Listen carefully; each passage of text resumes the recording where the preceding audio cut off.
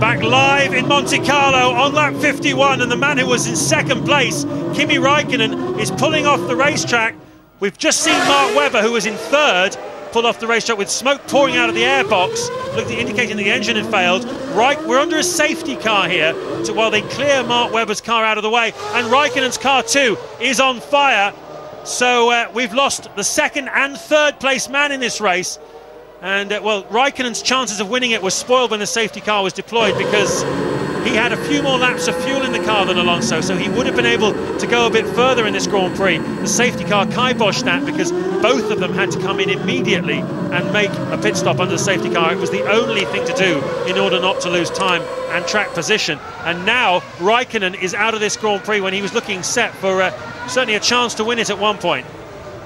Disaster. What's happening there is obviously the car was running pretty close to its maximum temperatures in racing conditions. Slow down, stop the air going through the side pods and the radiators. There are no fans on these cars. They need the cooling air of running at reasonable speed. They hate cruising around, and that's just tripped it over the top. I suspect, anyway, that's what's happened to Räikkönen. It's the slow running that's actually broken the engine. It's overheated.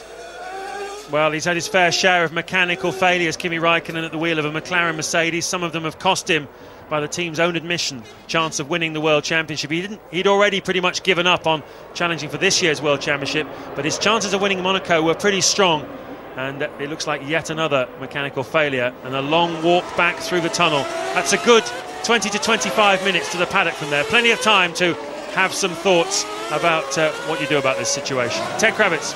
Yeah, and his race had already been ruined, hadn't it, James? Because he was going to go longer in that middle stint, and the safety car just wiped out the advantage that Kimi Räikkönen and McLaren had.